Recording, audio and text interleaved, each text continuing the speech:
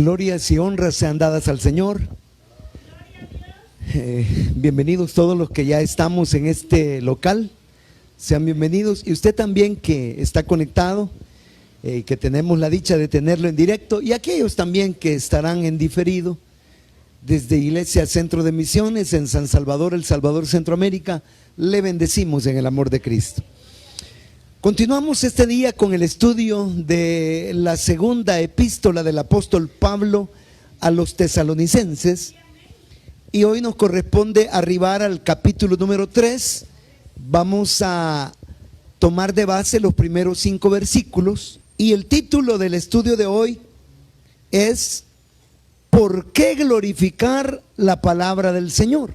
Esta sería la cuarta entrega de segunda de Tesalonicenses. Lo hacemos juntos en el nombre del Padre y del Hijo y del Espíritu Santo. Por lo demás, hermanos, orad por nosotros para que la palabra del Señor corra y sea glorificada, así como lo fue entre vosotros, y para que seamos librados de hombres perversos y malos, porque no es de todos la fe. Pero fiel es el Señor, que os afirmará y guardará del mal. Y tenemos confianza respecto a vosotros en el Señor, en que hacéis y haréis lo que os hemos mandado. Y el Señor encamine vuestros corazones al amor de Dios y a la paciencia de Cristo. Oremos. Padre que estás en los cielos, te damos gracias por esta buena palabra. Por medio de ella edifica tu iglesia. Háblanos, Señor, instruyéndonos, fortaleciéndonos, derramando bendición hasta que sobreabunde sobre cada uno. Por nombre lo suplicamos en Cristo Jesús. Amén y amén. Puede tomar su asiento y usted présteme su atención. ¿Por qué glorificar la palabra del Señor? Bueno, el título lo hemos tomado directamente del primer versículo, que dice: por lo demás, hermanos, orad por nosotros. ¿Para qué dice su Biblia? Para que la palabra del Señor, ¿qué dice? Corra y sea glorificada. Ya hemos señalado que tanto la primera epístola a los tesalonicenses como la segunda epístola a los tesalonicenses son ricas en la doctrina de la profecía. La doctrina de la profecía. Toda la doctrina que es parte y base fundamental de la iglesia del Señor debe ser eminentemente bíblica. Si no está en la Biblia, no tenemos por qué aceptar algo como doctrina. Hay cosas que se pueden aceptar como hipótesis. Hay cosas que se pueden aceptar como teorías. El problema es cuando los pastores, los predicadores del evangelio, desde el púlpito, enseñan hipótesis, teorías, y las enseñan como la verdad de Dios, aun y cuando no haya suficiente base o sustento bíblico. Entonces, la doctrina, la creencia, la fe de la iglesia del Señor debe ser, como dijimos, eminentemente ¿qué? Bíblica. Bíblica. Cuando a mí de repente me preguntan: hermano, ¿y cuál es su corriente teológica? Porque existen varias corrientes teológicas.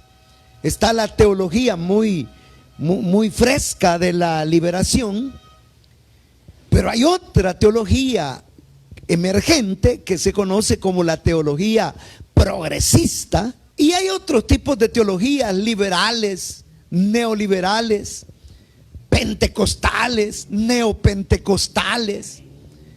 Y hay una gran cantidad de escuelas de interpretación bíblica.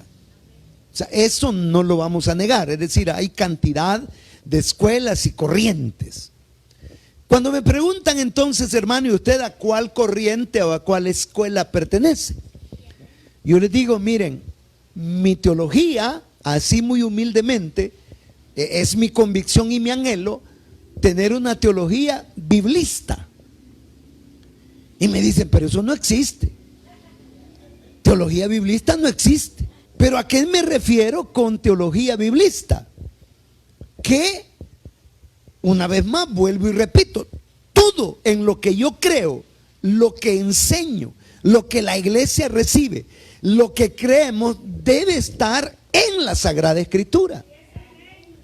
No podemos aceptar dogmas humanos, imposiciones de hombres. Y en cuanto a la profecía, hay en la Escritura doctrina profética, enseñanza en cuanto a los eventos del porvenir, que no podemos cambiarlo. Está en la Biblia que habrá una gran tribulación. Eso está en la Biblia. Está en la Biblia que viene un arrebatamiento de la iglesia. Está en la Biblia que habrá para la iglesia allá encontrándose con el Señor dos eventos en el orden, no lo sé porque no está esclarecido en la Escritura, aunque los teólogos sugieren que primero es el bemá y luego son las bodas. Yo no lo sé, pudieran ser primero las bodas y después el bemá, es cuestión del Señor. El orden no lo registra. Sin embargo, el bemá es lo que se conoce, es una palabra griega que conocemos como el tribunal de Cristo, lugar en el cual el Señor recompensará a la iglesia de acuerdo a lo que hizo mientras estuvo en la fe sobre esta tierra, sea bueno o sea malo. Entonces habrá un tribunal de Cristo y todos compareceremos. Cuando dice la Biblia que todos, es decir, todos los creyentes, todos los cristianos, todos los hijos de Dios, todos los nacidos de nuevo. Por lo tanto, el tribunal de Cristo no es para ver quién se salva o quién se pierde, porque de hecho, si es iglesia nacida de nuevo, lavada en la sangre del Cordero, sellada con el Espíritu Santo de Dios, estamos hablando de gente que tiene la salvación por la fe en Cristo. Ese tribunal entonces, ¿para qué es? Para galardonar, para dar galardones. Y se dice que algunos que no tengan galardones, dice ahí, será salvo, aunque así como por fuego, es decir, van a pasar como raspaditos, ¿verdad? Mire, aunque pasemos raspaditos, pero con solo llegar a la eternidad de gloria, no hombre, ya es suficiente galardón. Y que encima de eso Dios quiera repartir galardones, glorias sean dadas al Señor. Es profecía bíblica. Ahora, es profecía también la boda del Cordero.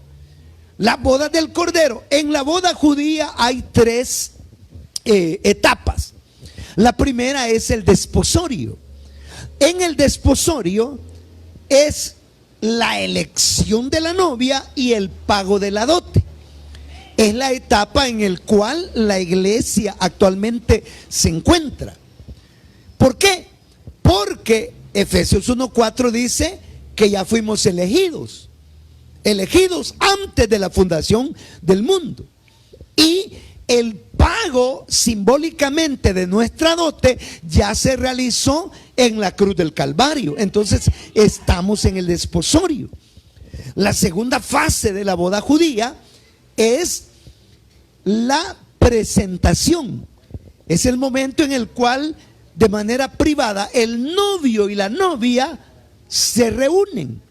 Y esa presentación proféticamente obedece al momento en el que suene la trompeta, la iglesia es llevada a la presencia del Señor, Cristo sale a su encuentro y tienen ese primer encuentro o esa presentación privada. La tercera fase de una boda judía era la celebración. Normalmente, o por regla general, era un festejo que duraba 7 días.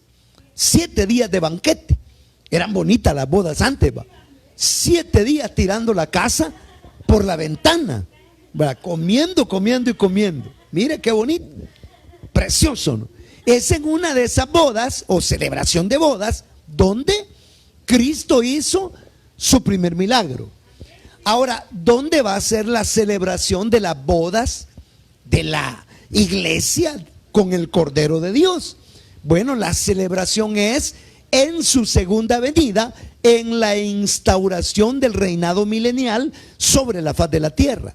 Estamos en el desposario, arrebatamiento sería la presentación, y en la segunda venida se instala en el reino milenial y celebra por todo lo alto el Señor, presentando a su novia a las naciones que sean salvas y al Israel redimido. Gloria a Dios. Eso es profecía bíblica.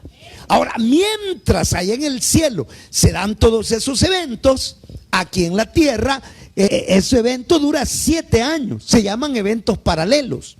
Los eventos del cielo, el tribunal de Cristo y las bodas del Cordero, y paralelamente durante esos 7 años en la tierra se da 7 años de tribulación divididos en 2 periodos. Los 2 periodos son mencionados como 3 años y medio o 42 meses o 1260 días. Todo eso quiere decir 3 años y medio. 3 años y medio primero de tribulación, 3 años y medio después de gran tribulación.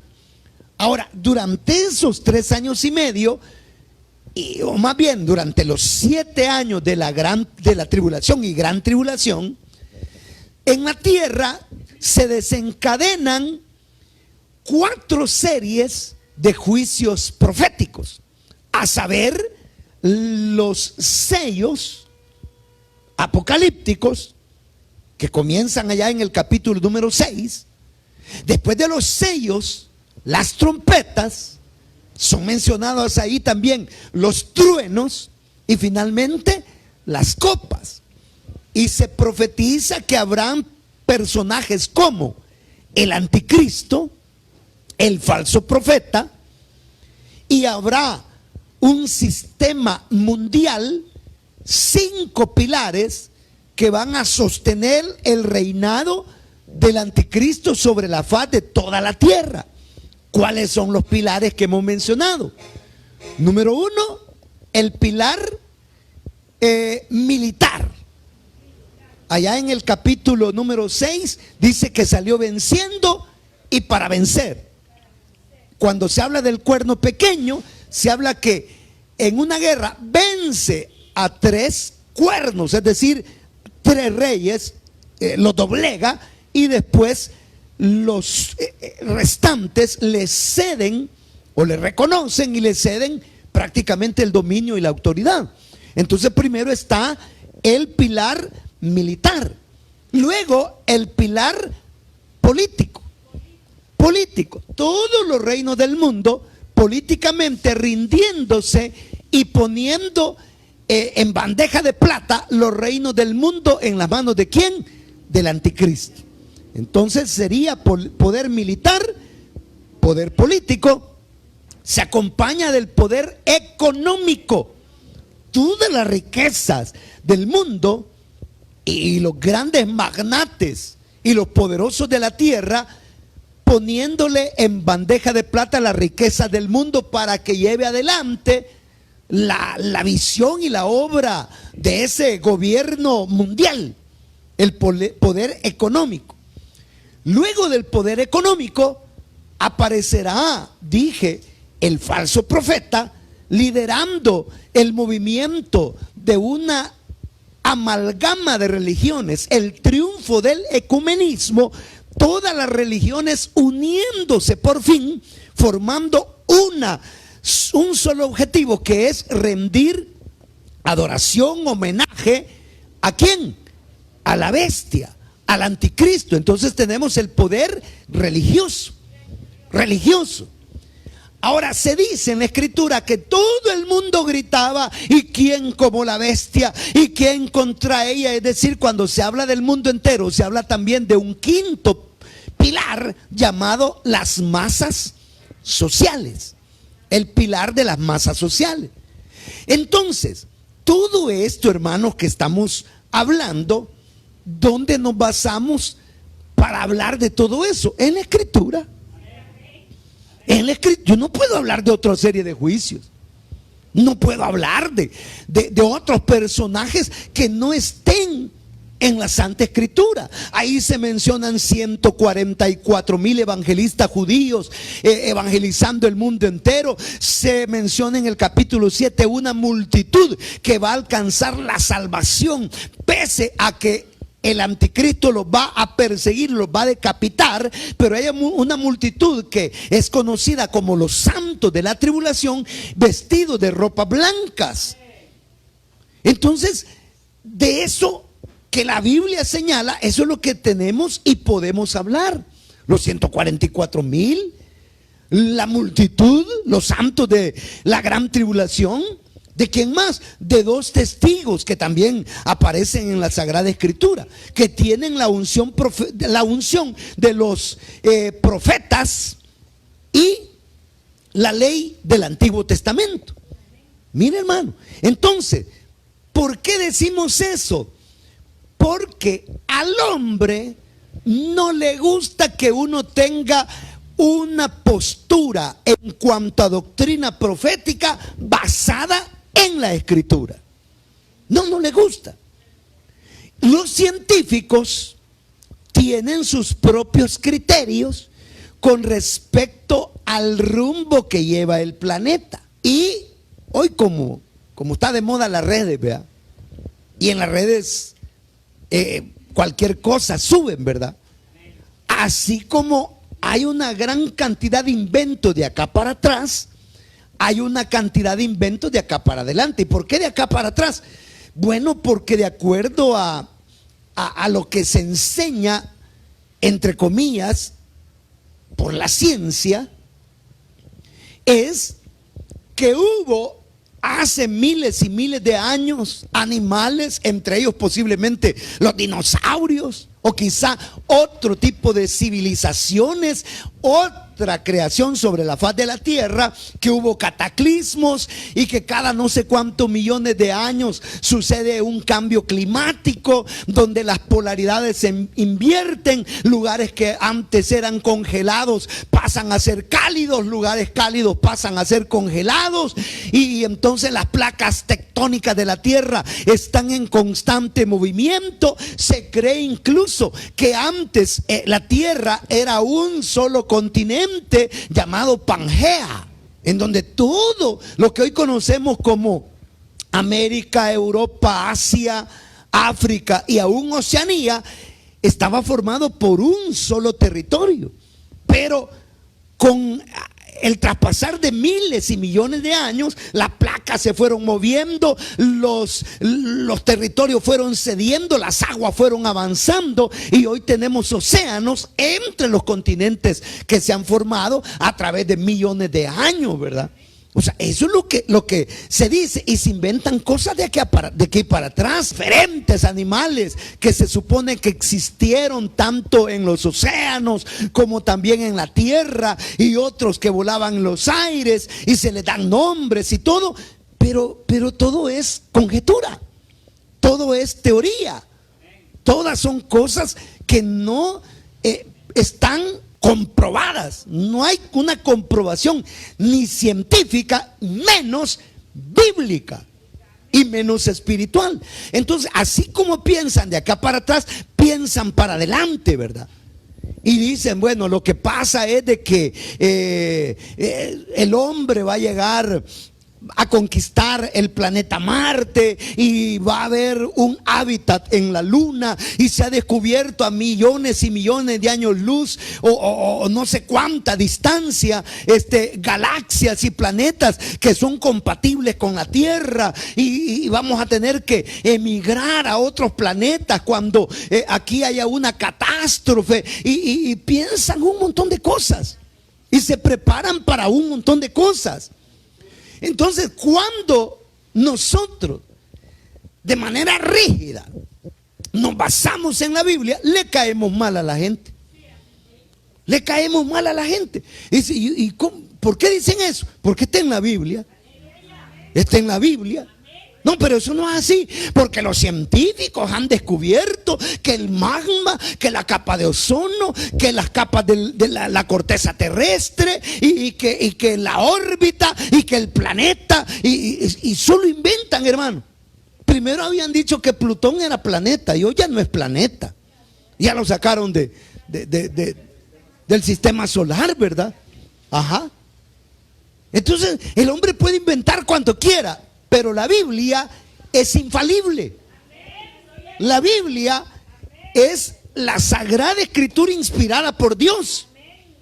Y entonces, cuando nos ven con tal vehemencia y firmeza de basar nuestras creencias y aún nuestras esperanzas proféticas en la escritura, el mundo no lo entiende. Pero nosotros nos vamos a seguir basando ¿en dónde? En la palabra. Entonces la gente dice, estos cristianos sobredimensionan la Biblia, sobredimensionan el texto bíblico, el texto cristiano, y argumentan, la Biblia fue escrita por hombres. ¿Tienen razón o no tienen razón? Sí, tienen razón. Sí, fue escrita por hombres. Se dice aproximadamente 40 o más escritores en un periodo de ¿cuántos? 1600 años, en 3 idiomas diferentes: hebreo y arameo para el Antiguo Testamento y griego para el Nuevo Testamento. Entonces sí, fue escrita por hombres, por supuesto, pero no dudamos en ninguna manera de la inspiración de las Sagradas Escrituras. Está demostrado que el Espíritu Santo es quien al final usó la vida de cada uno de los profetas, tanto anteriores como posteriores, que escribieron el canon antiguo testamentario, y usó a los siervos que escribieron el Nuevo Testamento, inspirándolos para que quedara escrito y canonizado lo que habría de edificar nuestras vidas. Y la Biblia es completa, no le falta y no le sobra. Y en la Escritura hay porciones que dicen, por ejemplo, en el Apocalipsis, hay del que le añada y hay del que le quite. No le podemos ni quitar ni le podemos añadir. Uno de los valores de la iglesia reformada, entre las 5 solas, ¿se acuerdan de las 5 solas? Vea. ¿Cuáles fueron las 5 solas? Solo la escritura, solo la gracia, solo la fe. Ahora, cuando dice solo la escritura, significa que la escritura interpreta a la escritura. Entonces, ¿sabe por qué existen cantidad de corrientes de interpretación? Y algunas se alejan de la verdad porque la gente estira el contenido bíblico para que diga lo que ellos quieren que la Biblia diga. Y hay religiones, se supone, entre comillas, cristianas, que tienen algunas de sus creencias tropiezo en el texto sagrado, y entonces algunas dicen, este versículo no está en los manuscritos de tal lugar, y entonces volémoslo y le quitan versículos a la Biblia. Otros dicen, no, esta palabra no es la más correcta en la traducción, así que trastocan la traducción. Y por ejemplo, los unitarios que no creen en la deidad de Cristo, cuando hablan de Juan 1:1, en Juan 1:1 dicen: el principio era el Logos estaba con Dios y el Logos era Dios. Pero en una tergiversación escritural le quitaron que el Logos es Dios y le pusieron con D minúscula, y el Logos es un Dios, un diosito así chiquito. Y la referencia que ponen es al libro de los Salmos, donde dice el Señor hablándole al pueblo de Israel: yo dije de vosotros dioses sois. Y se acuerdan que también a Moisés le dijo: te voy a poner como profeta a Aarón, tú le serás por Dios y él será para ti como tu profeta. Entonces, ese es el uso del Dios con D chiquita. ¿Ya? Es cuando Dios da a su pueblo, a su siervo, la facultad de emprender una visión celestial usando mecanismos de autoridad para tales fines. Entonces, pero aplicado ese Dios con D chiquita Cristo, se le quita toda su deidad, toda su divinidad. Por lo tanto, religiones como esa que ha trastocado la escritura, eso que tienen no es Biblia. Ellos le llaman traslación al nuevo mundo de la escritura. No es traslación, es tergiversación. Y una tergiversación es trastocar el sentido bíblico para que diga lo que yo quiero que ella diga. ¿Ya? Entonces, por supuesto, si vamos a hablar de que los hombres meten sus manos en las traducciones, en las paráfrasis, en las interpretaciones, y que los hombres, desde escribas y doctores de la ley y amanuenses y copistas, es cierto, todo eso es posible, pero hay un detalle, y es que la escritura es un negocio, por decirlo así, del Espíritu Santo. Es una obra del Espíritu Santo. Es preservada por el Espíritu Santo. Y aun y cuando hubiera una editorial bíblica que hiciera una versión totalmente tergiversada, el Espíritu Santo haría lo suyo para desenmascarar todo el error, toda la falsa doctrina, y para sacar a luz su verdad, porque la Biblia es obra y labor del Espíritu Santo. Amén. Entonces, por eso es que nosotros hablamos Biblia, enseñamos Biblia, nos fundamentamos en la Biblia, y al hombre mira esto como tanto que la glorifican, tanto que la sobredimensionan. Es que tenemos que glorificar la Escritura.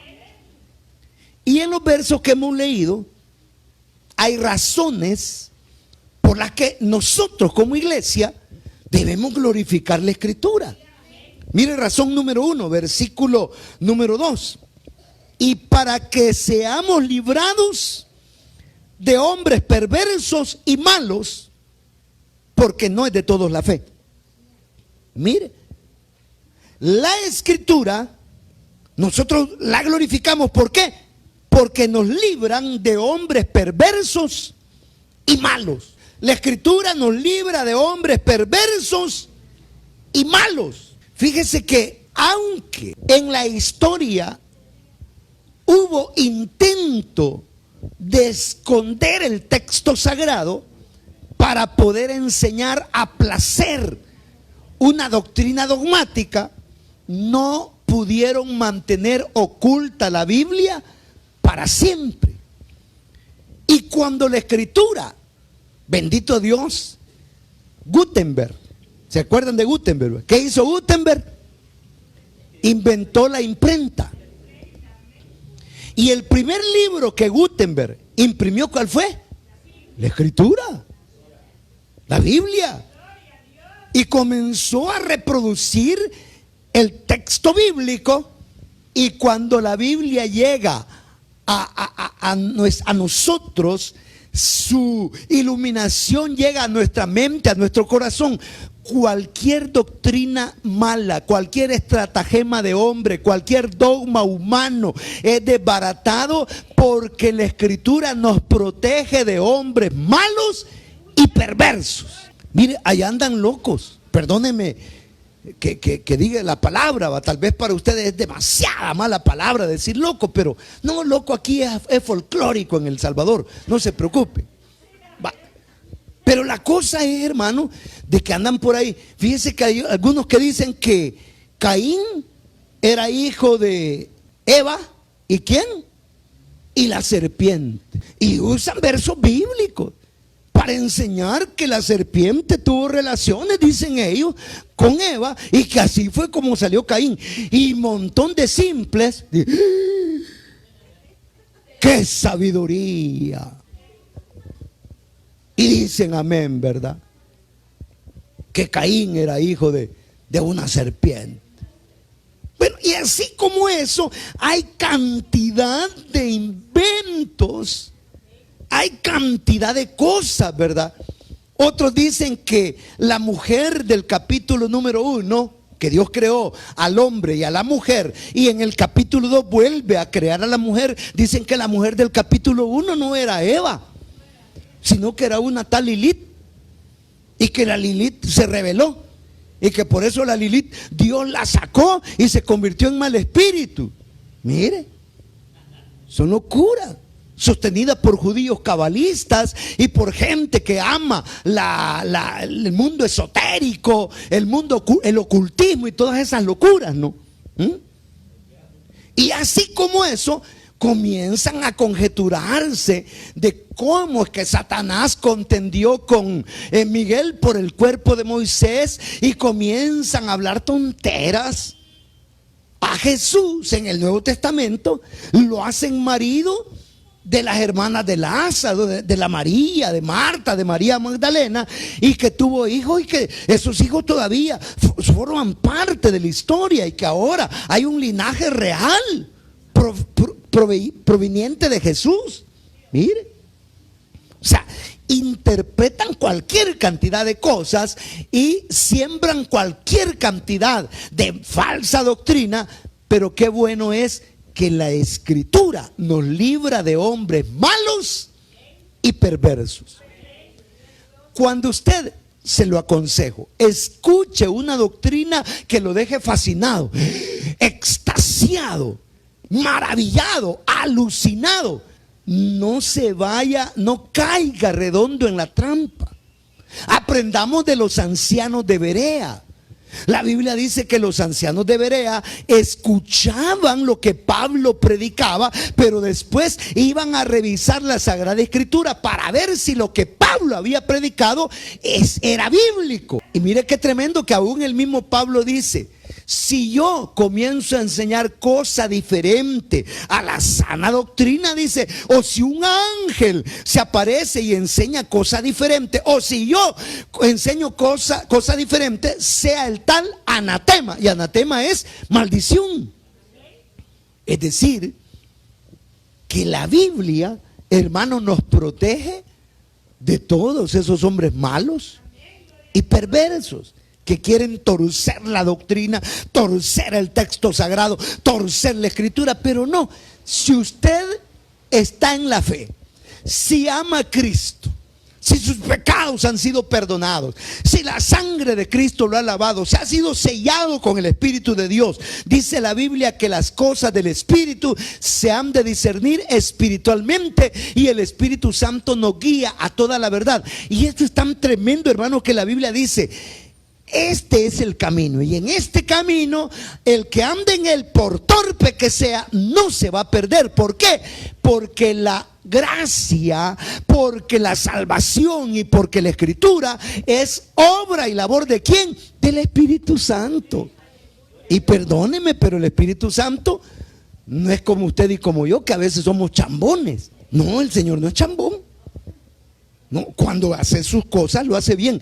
Yo confío plenamente en la labor del Espíritu Santo. Yo confío y mi vida la pongo así en las manos del Espíritu Santo, como el mesonero celestial que atiende al herido y lo cura hasta presentarlo a Cristo. Confío plenamente en la Escritura y en el Espíritu. Entonces, primero es por la cual debemos glorificar la palabra, es porque nos libra de hombres perversos. Verso 3: pero fiel es el Señor, que os afirmará y os guardará del mal. ¿Por qué glorificamos la palabra? Porque la palabra nos guarda del mal. Fíjese que a veces nos encontramos en encrucijadas y decimos, ¿lo hago? No lo hago. Nadie me está viendo, nadie lo va a saber. Esto, mira, va a quedar en el secreto. Pero el Señor, que es bueno, y el Espíritu Santo taladrando mente, corazón, redarguyendo, provocando, enterneciendo, hermano, haciendo su obra, nos pone el sentir y nos hace recordar verdades bíblicas que a todas luces y de manera clara nosotros sabemos que aquello o es bueno o es malo. Pero usted dice, no, pero esto parece bueno, yo le voy a dar con todo. Dele pues. A la vuelta de la esquina, usted va a ir a dejar sembrada la jeta en el poste. Y después va a venir con los dientes en la mano. Señor, aquí vengo. ¿Por qué le pasó eso? Porque hizo cosas que no estaban en la Escritura. Pero si usted dice, no, yo voy a respetar la Escritura, voy a practicar la Biblia, voy a vivir la Biblia y voy a hacer solo lo que la Biblia me permite que yo haga, me enseña que yo haga, y aquello que la Biblia me pone en alerta y me dice esto no lo hagas, yo voy a ser fiel a la Escritura. Y la Escritura lo guarda ¿de qué? Del mal. Y usted de repente se va a encontrar en situaciones donde usted, Dios mío, de lo que me libró el Señor. Por supuesto, guardó la Escritura, el Señor lo libró. Guardó la Escritura, el Señor lo libró.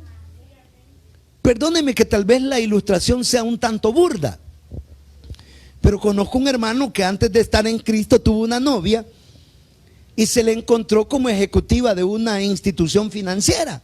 Y él la saludó y le dice, no, yo ya soy cristiano. No, pero espérame, ahorita salgo. Y salió, y la muchacha en mente pegarle al pobre la devanada del terrible, ¿no?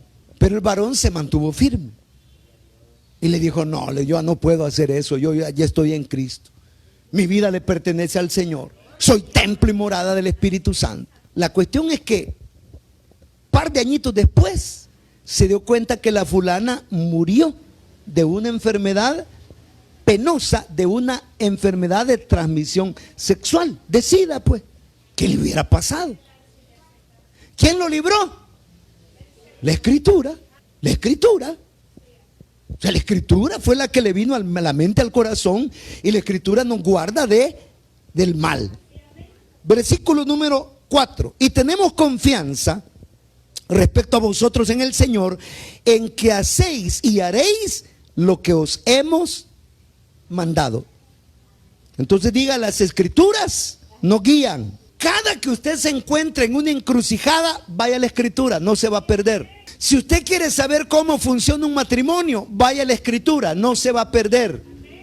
Si usted quiere saber cuáles son las obligaciones de un esposo con su esposa, de una esposa con su esposo, de los padres con los hijos, de los hijos con los padres, vaya a la Escritura, no se va a perder.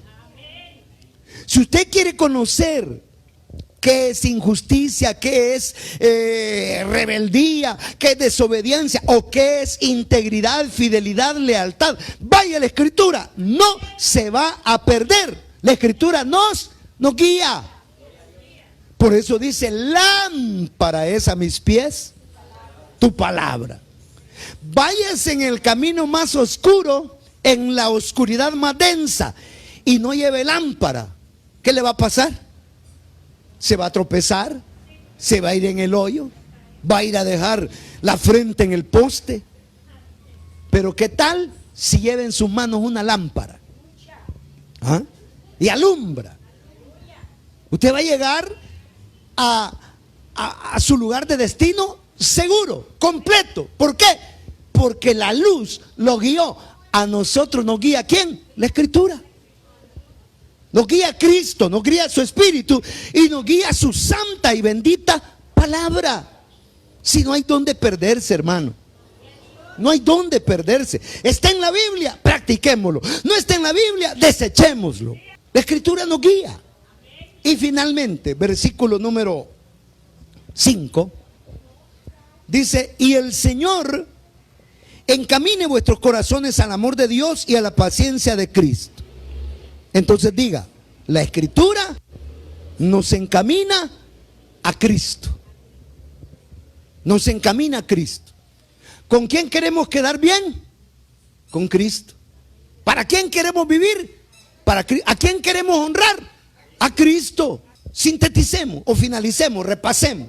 ¿Por qué glorificar la palabra de Dios? Número 1, porque ellas nos libran de hombres perversos y malos. Número 2, porque ellas nos guardan del mal. Número 3, porque ellas nos guían. Y número 4, porque ellas nos encaminan o nos llevan a Cristo. Entonces, aunque al mundo le guste, no le guste, llueva, truene, relampaguee, tiemble, venga el vendaval, el huracán, nosotros vamos a seguir anclados en la Escritura. Y vamos a seguir creyendo en palabras proféticas que estén en la Escritura. Y vamos a seguir basando nuestra doctrina en la Escritura. Oremos. Gracias a usted que estuvo conectado. Le bendecimos en el amor de Cristo desde Iglesia Centro de Misiones. No se olvide estar con nosotros los días martes, los días jueves a las 6 de la tarde y domingo 9:30 de la mañana, todo horario de Centroamérica. Que el Señor le bendiga.